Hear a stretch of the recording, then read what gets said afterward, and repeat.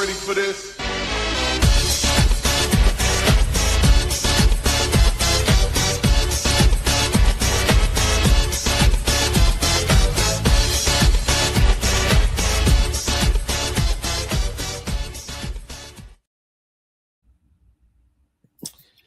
What's up, people? And welcome to, I guess, the season finale of this Meadow Drive Hoops. We are going to talk about the end of the season because the finals just wrapped yesterday, and we'll be talking about that. But I am Drew, and joining me here as always, Tony.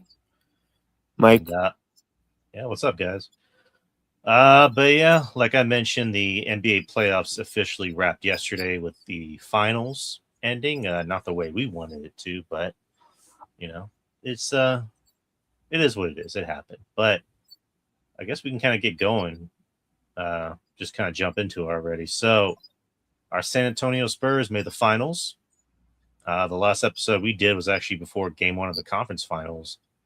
To which they beat the Thunder in 7 games. The Thunder had the best record in the whole league.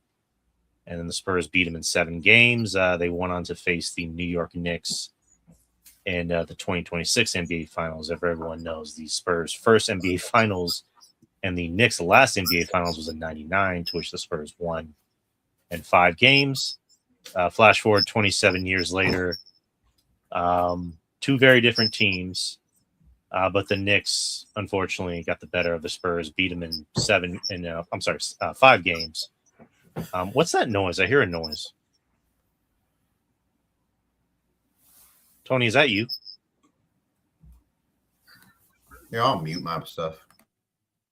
Okay. Yeah, it was just kind of a loud noise. Actually, it might even be mine. Never mind. But yeah, the Knicks beat the Spurs in 5 games. Yeah, it's not me. Sorry, it's not me. I think that's you. Go ahead.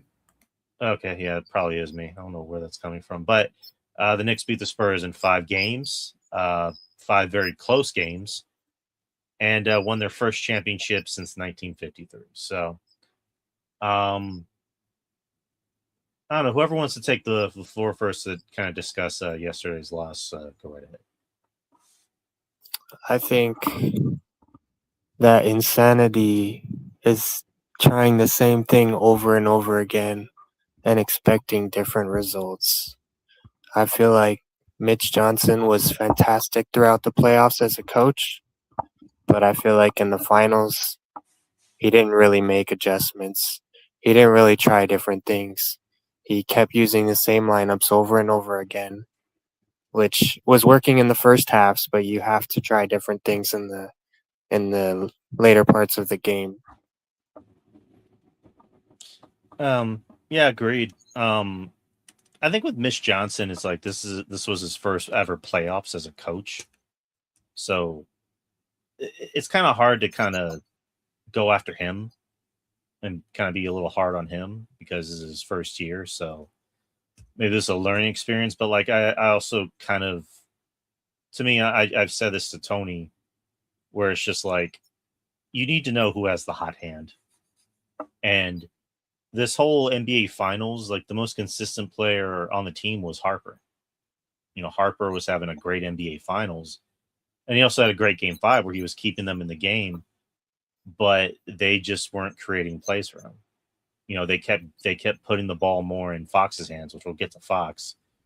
And I just don't know how, as a coach, you don't see that and go, let's put the ball in his hands and see what he can do. So that's kind of one big thing Mitch needs to work on in these next coming seasons, is to know who's the guy and who isn't, like who's meant for this team and who isn't. And for him to see how the game went, in Game 4, which which ended up being the biggest comeback in NBA Finals history, to see how that ended, like I don't know how he saw that and went, I'm still going to put the ball in Fox's hands. But what do you think, Tony?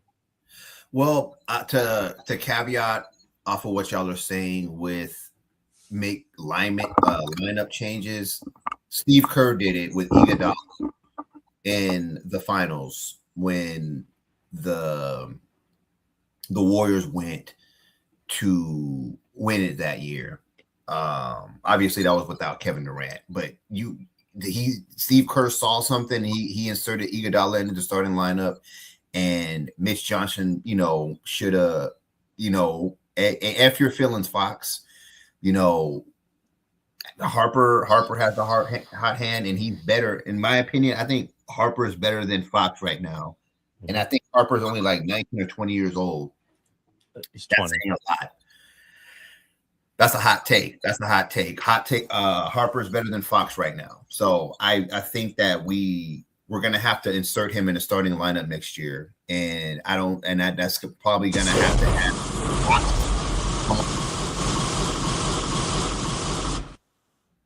Sorry. Shit. I thought that was me. I forgot because you said hot take and I forgot to hit the flamethrower on time. But okay. I got you. Yeah. So they're gonna have to make a decision because because right now he's stunning Harper's growth as a player. And we can't help the experiment is over already. It's over. We know who everybody is. We made it to the pinnacle of all pinnacles, and we saw everybody for who they are in the moments. And I think also we need to get another center. As much as I like Cornette, oh my God, that guy was flamed out. Like he just had butterfingers. There was one alley-oop that he had that it was just like a bunny, man. Like you just throw it in there, and like Mitchell Robinson, it was enough for him to just slam it in real quick. But Mitchell Robinson came over and he blocked it. But the thing is, I saw the replay and it looked like Cornette was about to finger roll it in. I'm like, dude, you just gotta dunk it. And there's a lot of rebounds that Cornette had, and it would just slip out of his hands, and they just had butterfingers, and passes come to him, be butterfingers. I'm like, dude, like, are you scared? And he's been in the finals before with the Celtics. So that's the thing I'm confused about. Like, what is going on? So, I mean, we got him at a bargain deal, 4 years, $40 million. But I think, that's another piece that we need to look in is to getting another solid center. Yep. Even if we draft him or somebody like, because Cornette, he really disappointed me in these in the finals. He did good in the OKC series. He was still kind of, butterfingers, but it really reared his ugly head in these finals. And I expected him to be one of the most mature out of the bunch. Yeah. I mean, I think I said the same thing to you, and coincidentally enough, Justin, said that to me, where matter of fact, we've been saying that for a while, is that they need a solid big man, specifically to pair with Wemby, because Wemby, he's 7'6", but when you look at it, he's technically a power forward, because he moves around the floor a lot more. Yeah. If you put like a solid big man next to him that can rebound and block shots and be a defensive presence, that's what they need. That's really what they need. The small ball lineup wasn't working. Cornette, like you said, flamed out. I don't get what the point of signing Kelly Olynyk and Mason Plumlee was if you weren't going to play him. Like, I'm not saying give him crunch time minutes, but you could have at least maybe thrown him in there for maybe 2 or 3 minutes just to kind of give Wemby some resting time. That's just my opinion, but they do need that. And then just put Julian back on the bench because I think he's better suited off the bench. Another guy who really did flame out was, I don't even want to say flame out because he barely showed up, was Keldon Johnson. The sixth man of the year, and only really had one good game throughout this whole playoffs, and just didn't show up. Didn't show up to work. Kept jacking up threes with guys right in his face. Can't make free throws, and that was for everybody. Everybody, the free throws. Jeez. Yeah, the free throws are just.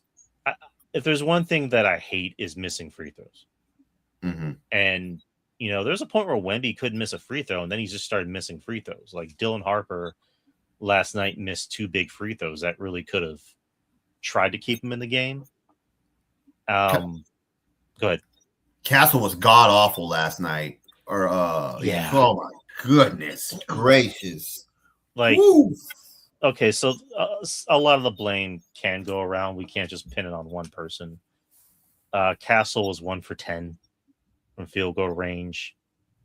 Made all of his points at the free throw line. I don't know, man. He just couldn't get it going. Like that was a game where, I mean, this whole series was about having big leads and losing them. You know, this was one of those games where they had a big lead, but I'm looking at Harper and it's like Harper's great, and then I see Castle and I'm like, that's not going to be good. Like that's going to come back to bite him in the ass, and it did. I don't mean to cut you off. If we could have got 5 points from Castle last night, we probably could have won that game. And like just 5. Like that's how bad it was. We needed like any auxiliary points, win that game. And and I'll give credit to Champagne. Champagne actually played a good series. He really did. He was knocking down all his open threes for the most part. And he showed up, like, which was pretty surprising to me. Like he actually did better than Vassell, shooting and everything. He was showing up. He was making his threes. So I'm not gonna. I'm always hard on Champagne, but this finals he actually showed up. So he gets a little bit more respect from me. Oh yeah, definitely. I mean, maybe it's because he was playing against New York and it's his hometown team, but yeah, he put up some pretty decent numbers. He also, was surprisingly good at rebounding the ball. Wemby, I mean, we've been saying this all season. Like he needs to beef up. Like he needs to put some muscle on him. Yeah, for sure. He's just had up and down games this whole series. Because like game 3, was obviously his best series or best game in the whole series. This game, game 5, he had a pretty good start, and then the fourth quarter, he scored only 3 points. Only 3 points. 19 points and 14 rebounds, 5 blocks, which is fine for a regular season game. But this is the fucking NBA Finals. And, I mean, listen, this goes without saying. I'll just get this out of the way. It's just like, this team is going to have years to get better and to get back to the finals. They're going to be good for a really, really long time. They just need to know what they need to do first, which I'm pretty sure they do. But Wemby, I wouldn't say he was terrible, but he just didn't live up to what we thought he could. And I'm pretty sure he knows that too. But Mike, were you going to say something? I think the Knicks are in their prime right now, while the Spurs are like 4 or 5 years before their prime. So I think that was the difference in this series. Every game, the Spurs started off like red hot, and then throughout the game, they slowly cooled down. And the fourth quarter was their worst quarter of probably every game. So, I mean, that's just a lack of experience, as well as, players possibly choking at certain points. So I think it's a good experience for everyone on the team, because now they got that feel for the playoffs and on the highest stage. So I think that'll be very valuable going forward. Yeah, I agree. And then the Vassell was just okay. I mean, he had okay games, but that's kind of one of those things of, like I've always said with Vassell, he's kind of the X factor of the team. Like they need him to do well. I mean, he's a good defensive presence. I'll give him that. I don't mean to cut you. I didn't realize how good his defense was until the playoffs. Like he really has stepped his game up defensively. I'm not gonna lie, his defense is pretty good. It's really, really good. We could have used some more shots or points from him because he can get hot. But I think he was spending a lot of his efforts on the defensive end, which I was really surprised about. He has stepped it up a lot. I respect him on that. Yeah, he had some good blocks. I mean, he had that block on Chet Holmgren in the game in the last game where he blocked him and then he just like tucked shit to his face. And then last night, he had I think he had a pretty big block on OG Anunoby. So yeah, he's someone that I think is valuable to this team. For 2 different reasons. But speaking of value, De'Aaron Fox. What? Before we get into De'Aaron Fox, let me say something about Wemby. Let me say something about Wemby because you said it earlier. Okay, yeah, he definitely needs to get in the weight room. Like he needs to get in the weight room, and he needs to develop a go-to move. Like he doesn't have a go-to shot. Dirk had a go-to shot where you put him at the top of the key and he back you down and he'll do a turnaround. You know, Kevin Durant, he'll catch you on the baseline and do a little move and do a dribble step, and then he'll pull up. Like every star has a little go-to move, and I feel like Wemby, he doesn't have a go-to move. I think it's too late. I mean, he's still early, third in his career, third year, about to be his fourth year, but I think the two things he needs to focus on this year, because even Brunson, he had a go-to move. He'll drive you, he'll do a little bump, and then he'll fade off of you. Be like, he has a go-to move, so he had something always in his bag that he could go to when they needed the shot. Wemby doesn't have that. I mean, he's just right now he's just off of pure talent, and off of pure talent, he made it to the finals, which is really, really good. But now it's like, okay, when you get to that level in that competition, we don't know where to give you the ball. Like we give you the ball, you get pushed off the block. Like I don't know where his go-to. I don't know where it's at. So I think this offseason, he needs to get in the weight room, obviously, and he needs to work on a go-to move where we know where to, like Tim Duncan. We put him on the block, he'll post you up, he'll do it off the backboard. Like I don't know what his signature move is. Go ahead, Mike. Oh yeah, the bank. The bank was always open when Tim Duncan played. Yeah. Like go ahead. I'll let you All right, I was just gonna say, speaking of go-to moves, I like the fadeaway, the short mid-range fadeaway turnaround that Dylan Harper has gotten. I think he's already almost got that move down, and it always comes in clutch when he does it. Mm-hmm. Yeah, see, and he's a rookie. And he's a rookie. Exactly, and he already picked that out. I'm so happy. I'm so happy that I was wrong about him. Yeah, me too. Yeah, because like I just remember, like, I told Tony this, like everyone was like getting all crazy about drafting him, and because the Spurs had number two pick, so they couldn't get Cooper Flag, and everybody's like they're gonna get Dylan Harper. I'm like, another guard? Like he's not just a regular guard; he's a blah blah blah guard. I'm like, I don't know, man. They already have two good guards. Months later, and I'm like, okay, I was wrong. Yeah. The fact that this dude's not even 21 yet, and he was that mature, for the way he played in the NBA Finals, is just a testament to how fucking good he's really going to be in the future. So, I can't wait to see him next year. Shit, the future is going to be Castle and Harper, and he's going to be a 20-point per game scorer average because he's getting those numbers. He was getting like the 15 coming off the bench. Now, when we insert him in a starting lineup, he's going to be around that 20-point range easily. Got that right. Should give him more minutes and take that leash off of him. He's going to do some damage. But yeah, let's talk about someone else that did some damage. De'Aaron Fox. Finals MVP. The $229 million man. Oh my god! Like I don't even know where to begin. Like this guy has been the biggest disappointment of anyone with a max contract I've ever seen. Like, do y'all recall a max player that played this fucking poorly?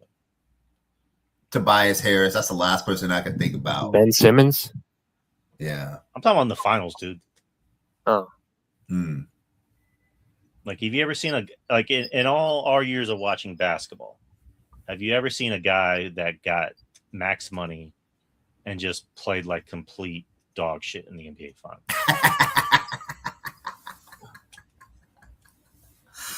Oh man, yeah, he has a target on his back right now. He has a target on his back. Guys, what do you think we're gonna do with him? I mean, I just said he has a max contract, so I don't know who's going to take that contract. Who's going to want him? There's going to be some people out there that want him.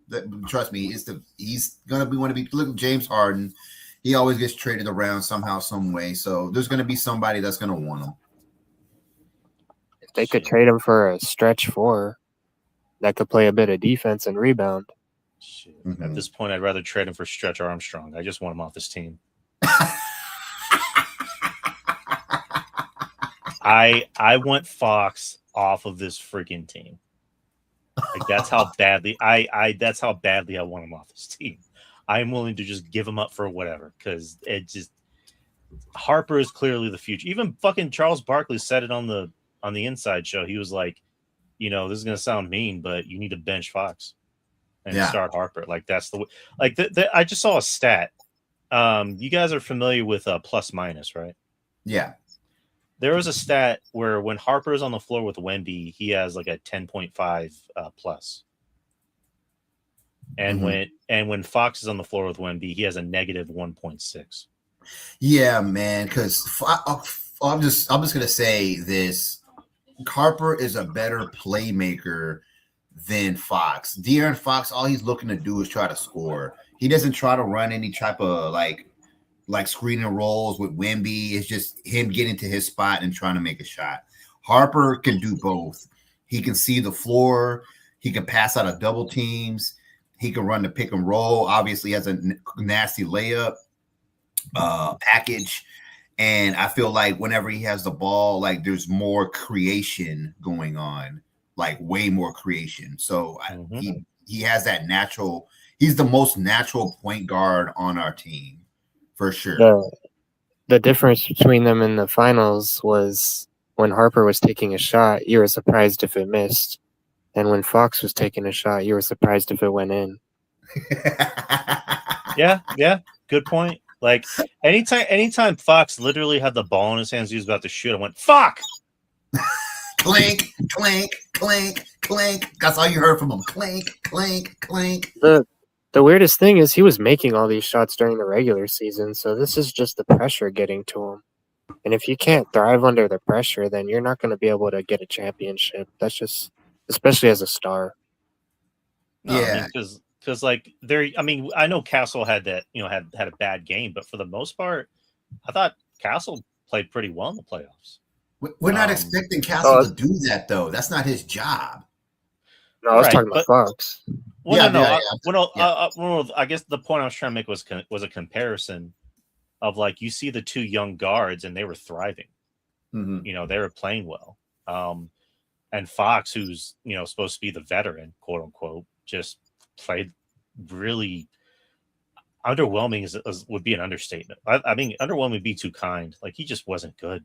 I mean, he had that one good game in game 2, but for the most part, he just was not good at all. Like he's not a good fit for this team because, like Tony said, he's a scoring first guard. He's on a playmaker, and a guy like Wemby needs a guy like Wemby needs guards like Harper and Castle because they know when to give him the ball. They know when to score. They know when to do whatever. But at the end of the day, like Wemby's going to be the guy that needs that guard that throws him alley-oops or finds them under the post or whatever. And that's not Fox. Like Fox isn't that guy. Nah, I agree 100%. We're gonna have to make some decisions on the off season, and I would hate to be in Fox right now. I mean, I don't feel sorry for a millionaire, but I think we're gonna be at the table thinking about what we're gonna do with him because this is not good for him. This is really not good. And his contract literally kicks in this year. His that $229 million, it kicks in like this coming up like season. So he's gonna get his bankroll wherever he goes. But I mean, like, so here's the other question. I mean, can y'all answer this? I'm gonna ask this to Mike. So what are we gonna do with if he stays hypothetically? Is he coming off the bench, Mike? Or is he still starting? He's going to start, but he should come off the bench. Oh, he's going to start over Harper. I don't know, but he'll start. I guarantee you. They're not going to bring him off the bench. At least I don't think they will. If anything, they'll play the 3 small guards. That's too small, man. That's too small. Yeah, and they used it at the end of the last few games, I think, and it backfired every time because we couldn't get Yeah. rebounds. Yeah. Literally Yeah. put back to close that other game out. Yeah, man. And the freaking Knicks have all these dang 3-and-D guys, Mikal Bridges and Anunoby. Oh my God, Anunoby was so annoying this series. And Mitchell Robinson. Mitchell Robinson is freak. See, we need somebody like a Mitchell Robinson on our team that can just sit down there and rebound and then pass it out. Like that's all he was there for. Offensive. Oh my gosh, man, he was killing us. Tony, you were making me laugh because every time you Snapchat me, like when you're mad, but you don't yell, you'll talk in this really like low voice, and you're like, "Can OG Anunoby miss a fucking shot, please?"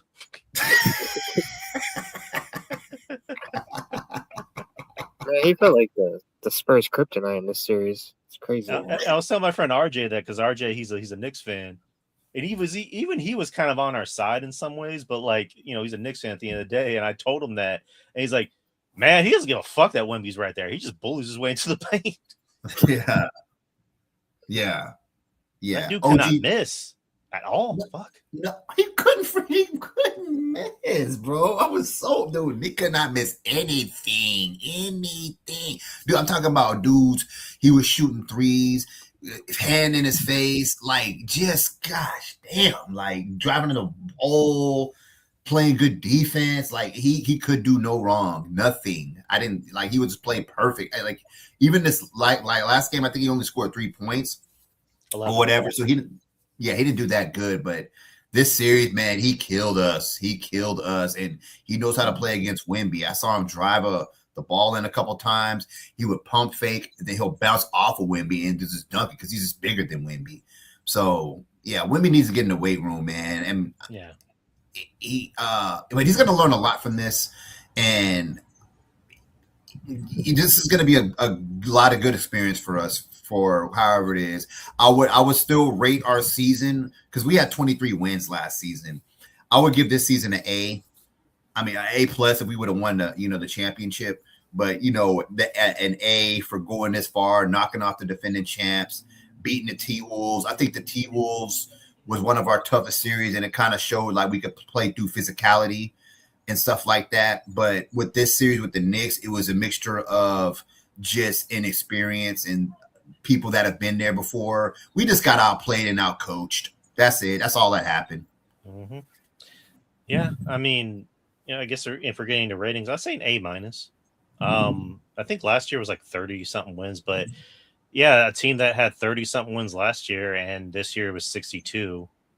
And I think this season, like nobody was even projecting the Spurs to be that good. I think they were saying like at best they'll be like, a play-in team or 6 seed. I think I said the same thing where I'm like, I think they can be a top 6 team, and Justin was like, they'll probably make the play-in turn at least.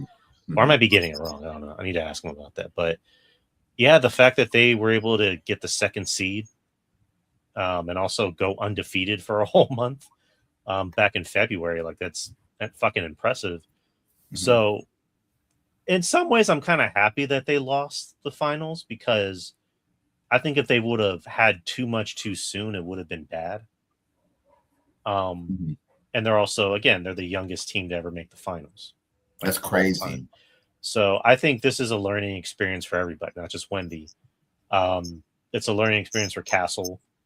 And also, it's weird to say Harper because Harper seemed like the most mature one out of the young team, but and also for Mitch Johnson. Let's see what he can do next season. But Wemby does need to get in the weight room. If he can get built like Giannis, I don't think there's no way that can stop him. Do you think his frame can do that though? Like, do you think so. he can, like upper body wise? Or I think he's just more of like a slinky dude. I don't know if he can add that much. I mean, there's exchange. But if you want to do it the natural way, probably. I mean, why not? I mean, Giannis was kind of a beanpole when he came in. So who's to say that Wemby can't? But there was a lot of things that I've said this the whole year, even with the success, is like everybody has things that they need to work on. Castle needs to work on his turnovers and stop fouling so much. Harper is another guy that could probably benefit from bulking up a little bit. And also work on his 3-point shot. But his 3-point shot is not that bad. It's not terrible. Castle's 3-point shot has gotten way better. Better. Yeah, I would say an A-. I would, if I had to rate this season. What about you, Mike? I would give it an A. But I don't think Mitch really learned anything from the finals. I'm not gonna lie. He did the same thing over and over and over again. I don't think he learned anything. He didn't give any accountability to Fox. Despite his poor performances at the end of games, he continued to say that he was going to play him at the end of games regardless. Like, you have to hold your players accountable. You have to learn to play the players that are hot. Right. It's especially at the end of the game. Like, why would you want your players that haven't made anything the whole game in the game? Isn't that just a liability at that point? Mm-hmm. And I was very upset that, sorry to interrupt you, that Cornette did not play the end of that last game, because that tip-in would not have happened. You can trash Cornette, but he would not have let that tip-in happen if he was in the game. And Wemby is more of an advantage when Wemby and Cornette are in the game, because Wemby is able to come out to the perimeter, and you still have a big that can rebound at least. Mm-hmm. But when Wemby comes out and we have all small guys, there's a good chance we're not getting that rebound. It's like 50-50 at that point. You saw there's 3 guys around that rebound, but they're all undersized. So Anunoby got that.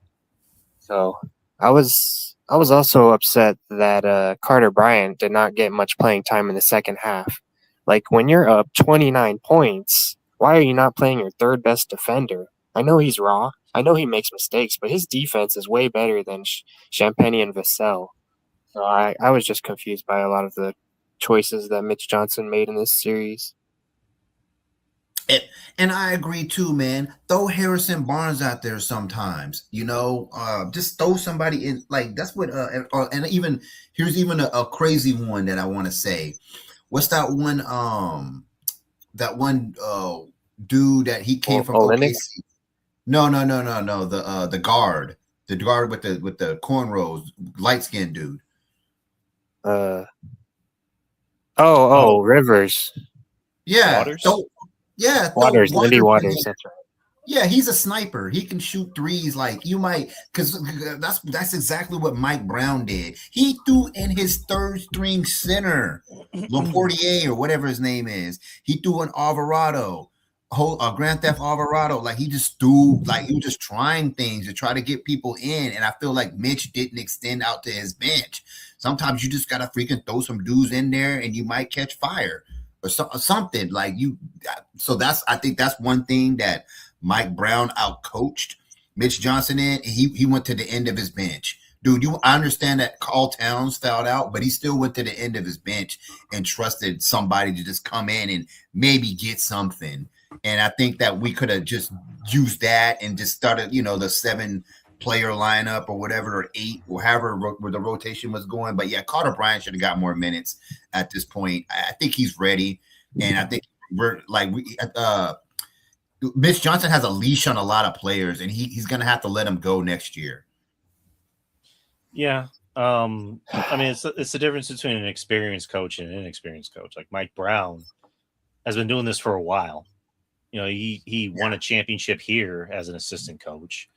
He won a championship with Golden State as an assistant coach. I mean, he's been to the finals as a head coach. And, I think he was the right man for this job because, like you said, he really utilizes his bench. Like, he doesn't just stick to the same formula.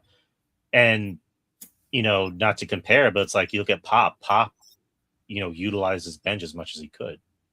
It wasn't just Manu doing everything. It was, Speedy Claxton. It was, Brent Barry. It was Kevin Willis. Patty Mills, Francisco Elson, Fabricio Berto. Like, he really went out of his way to use his guys off the bench.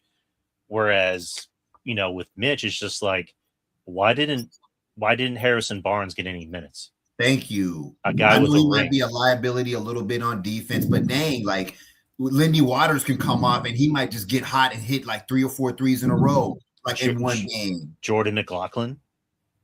Yeah, there you was go. fantastic in the playoffs when he did play. Kelly Olynyk, you could have sent him out there for like a few minutes just to give your guys some, especially in the fucking game 4 debacle, where it's like you were up by that much and you still kept your starters in. It's like throw in the third string guys just to kind of give your starters some breathing room. And then when you were noticing that lead start to dwindle, throw your starters back in. They would have been fresh and ready to go. By that time, they had used up so much energy and so much strength building up that lead that's why they lost it. So it's frustrating. But to me, I kind of give him a pass because it's his first year, but he definitely has a lot. He has a lot to learn. And if by next year he still hasn't worked on those things, it's like you're not going to last year, dude.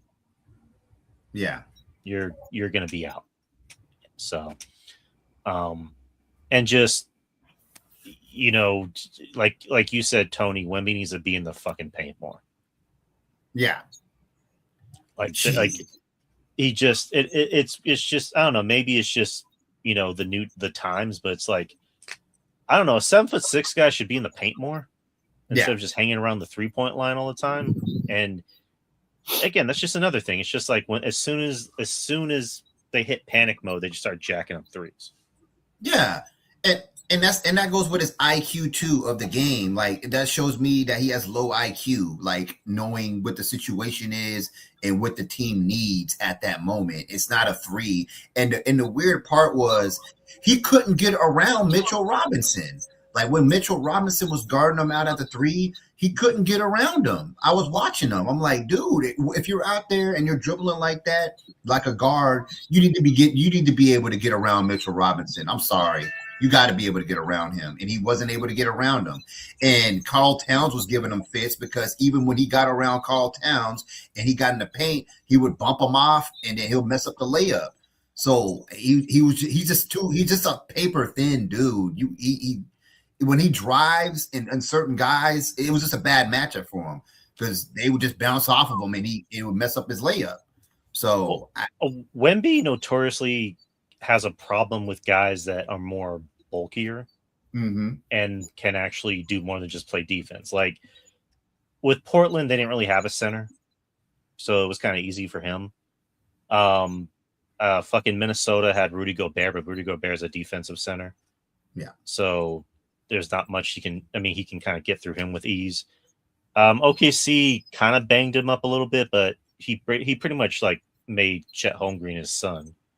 And Hartenstein, is kind of a big dude, big bulky dude, but he can't score. Like he's just more of a defensive guy. With New York, I was worried going in because I'm like, Cat's gonna give him problems because Cat is less of a post guy and more of a out on the wing guy and try to drive it in. And Mitchell Robinson is good for defense, but he's also kind of a big, kind of stocky looking dude. So they were going to give Wemby some problems for sure. Yeah.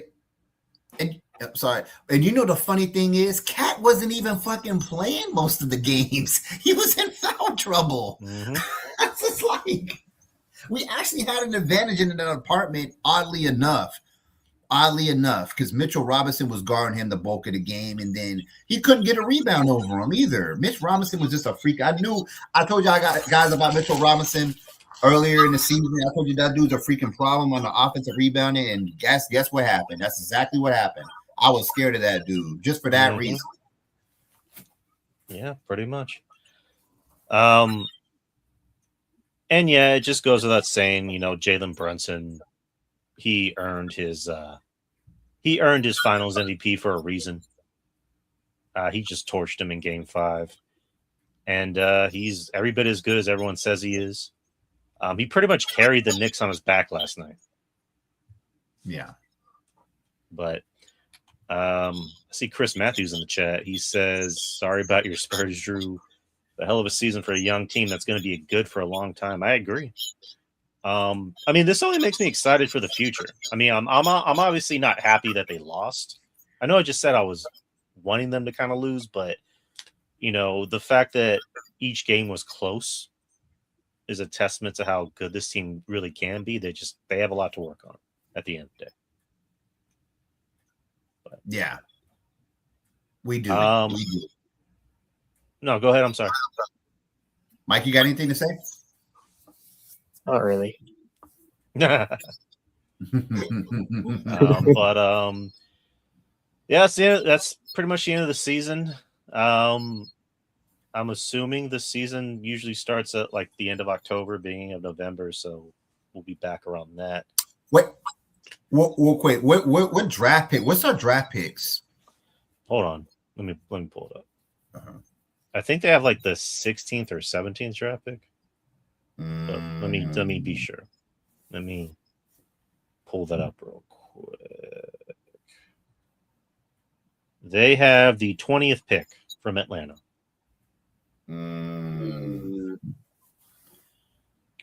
Is this a deep draft? I mean, you have AJ DeBonsta, Darren Peterson, Cameron Boozer, Caleb Wilson. Those are like the top 4 guys. Keaton Wagler, Darius Acuff Jr., Mikael Brown Jr., Kingston Flemings, Nate Ament, Ade Mara from Michigan. Again, I don't really pay attention to college ball, so you guys are going to have to kind of fill that in for me. Like, obviously, I know AJ DeBonsta is good because everyone talks about him. Darren Peterson, I heard, is good, but not that great. Cameron Boozer, I've heard, is good. Caleb Wilson, I heard, is good. But I don't know. Are there any other players that are worth mentioning? What? And real quick, where's the Thunder drafting again? Hold on. They have the 12th pick. Dang, that's crazy. Yeah, the Thunder have a shit ton of picks. Wow. They're going to have draft picks for years. Yeah. Yeah, Washington has the number 1 pick. Utah is number 2. Memphis has 3. Chicago has 4. And the Clippers have 5 from Indiana.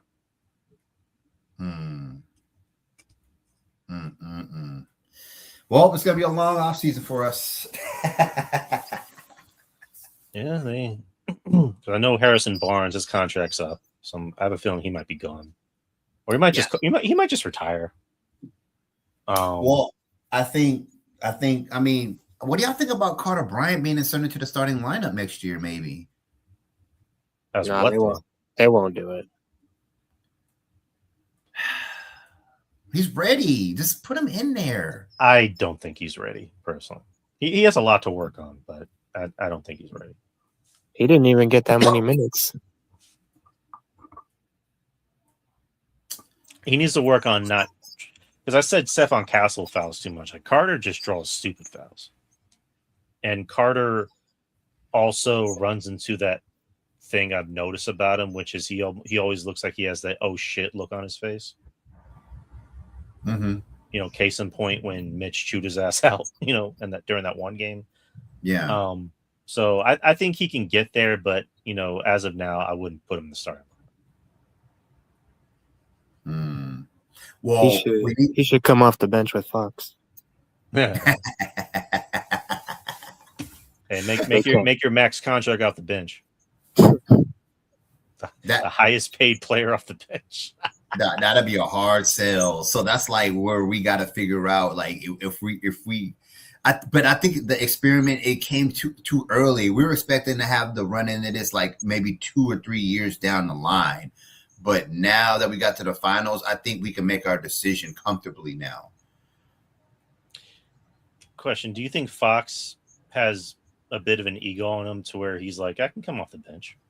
No, I don't. He has too big of an ego. He has an ego. I don't think he can accept that. All right, let me rephrase the question.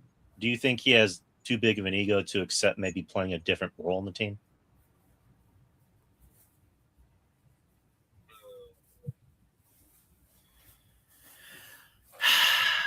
Oh, you mean like coming like Keldon Johnson, 6-man? No, not. I don't mean just 6-man in general. I'm talking about like, you know, be less of a scorer and more of a playmaker. That's not his game. Okay, yeah. Then to me, he's not going to last.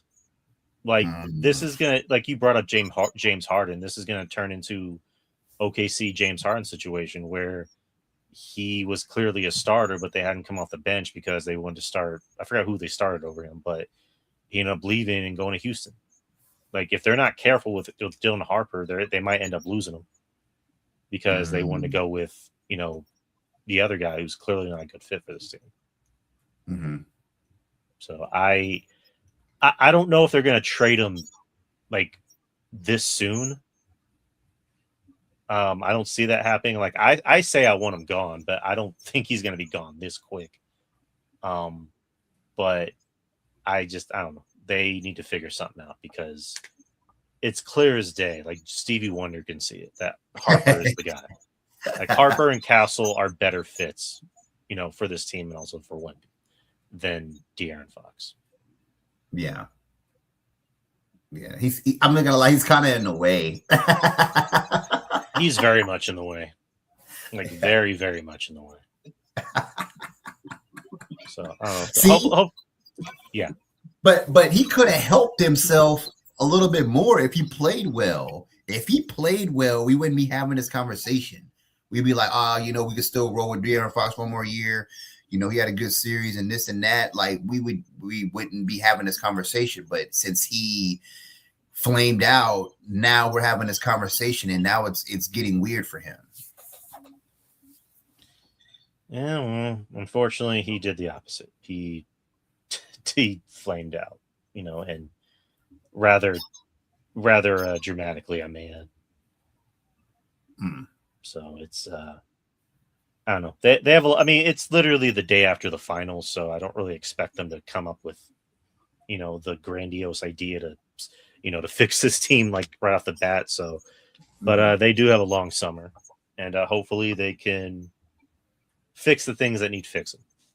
That's the best way to put it. But I think this team will be fine for a good while. Yeah, that's about it. I don't know if there's anything else you guys want to bring up.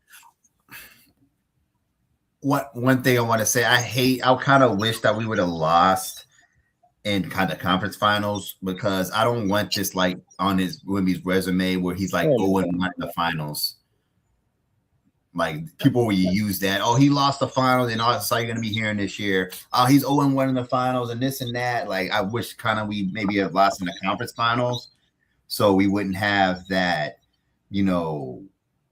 against his resume already. It's too soon, but it is what it is.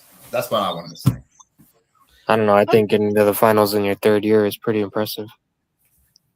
Well, Tim Duncan made the finals in his second year, and he won the ring. Yeah, but Wemby didn't have the Admiral. If Wemby has the Admiral, nobody is beating this team. I guarantee you that. Shit, prime David Robinson. Hey, that would be ridiculous. Hey, do you think we could do De'Aaron Fox for Giannis swap? No, they're gonna want but then they're gonna want Dylan Harper. They're gonna want one of because they tried that already. I don't know. They'll find a sucker. They'll find a sucker that'll take on this contract. But as far as Wemby goes, like I don't know, his first NBA Finals and he lost. Like I don't really care. Like I don't think he.